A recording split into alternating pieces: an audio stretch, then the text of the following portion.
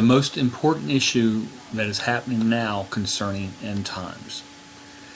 And to really get an understanding of end times, I've done some videos here with regards to the Revelation 12 sign. I certainly would recommend that you watch through that.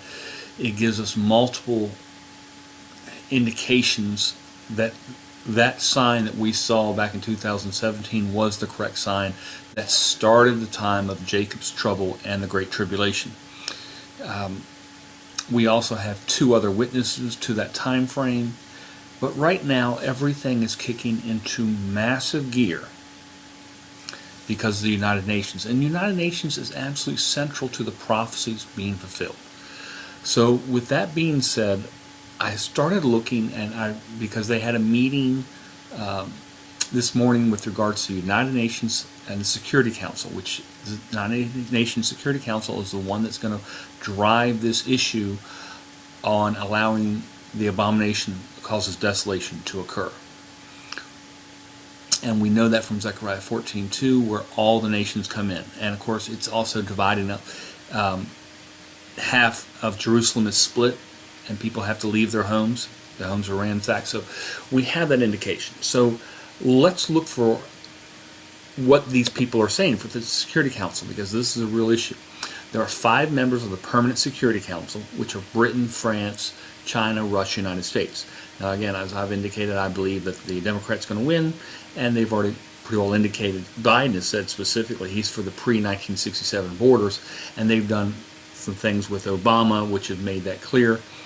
All they have to do is abstain from the vote, and this is going forward. So since if the United States were just to abstain, well, how would the others vote? And so I wanted to listen to the 5 main players.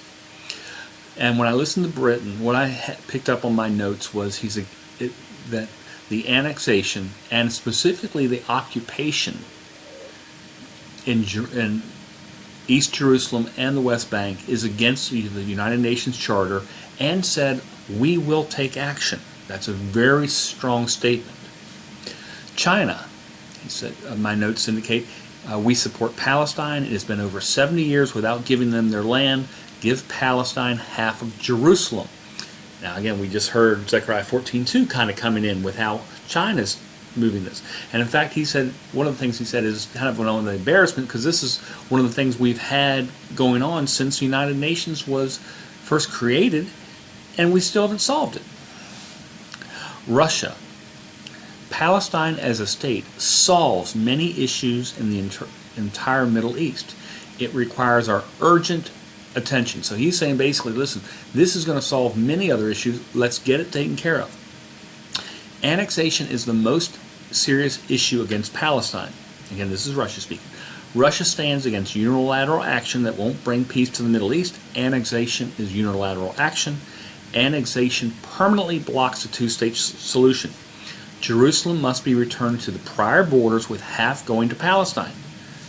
Again, Zechariah 14:2, half of it going to Palestine.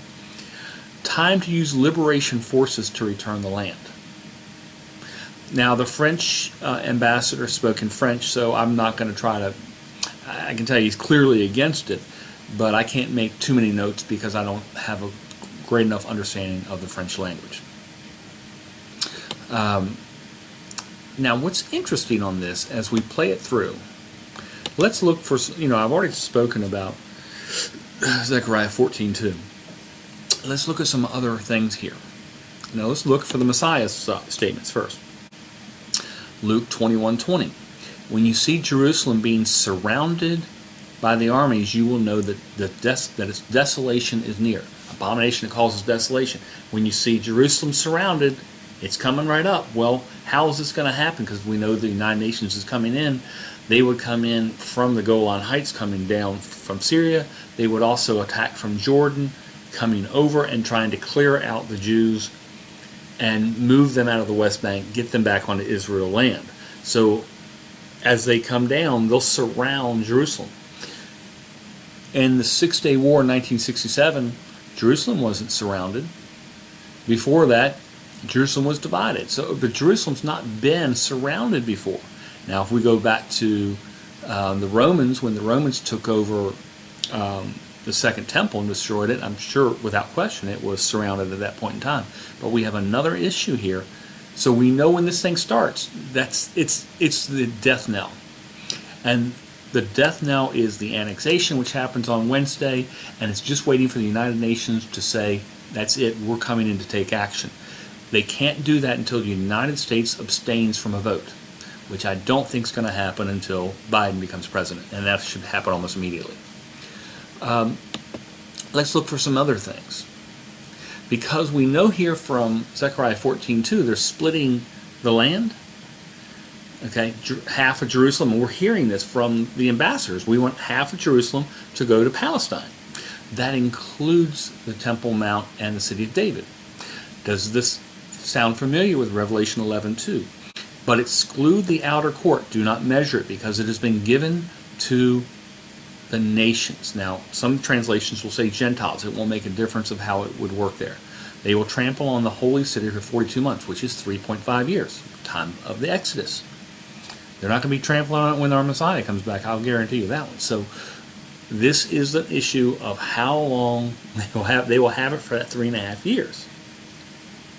And why do they have it? Well, because that's what the United Nations is trying to do. Move them out. Let Israel be Israel. Let Palestine be Palestine. They're going to try to make Palestine a state. Let's look at some other issues here. Now, if I'm looking at Daniel 11:31, his armed forces will rise up to desecrate the temple fortress and will abolish the daily sacrifice. They will set up the abomination that calls desolation. So again, we've got armed forces there. Now, I believe, in fact, it's going to be the Antichrist itself who's doing this. But again, we have here an aspect their forces are going to be doing it. Why would and how would they do that? Because they're coming in to say, remember, at that point in time, Israel has turned back, trying to do the last thing they can do, started the sacrifices and again, so that God will support them against this army attacking them, which he's going to let it happen. And the armed forces go in there and say, stop, you're in the city of Jerusalem, that belongs to Palestine, get out of here, you're not allowed to be here. So it's stopped. The abomination will actually be something more than that, in my opinion. But that's going to be stopping it at that point in time. So we have the issue here of just playing it out, and it's coming up. You know, we've got it 3 days, and you just look at it and you say, okay, this is when you're playing chess and the guy says 3 moves to checkmate. You know, there's nothing you can do. It's over as soon as this happens. It's over. And basically, we are leaving soon. We are leaving soon. Get ready.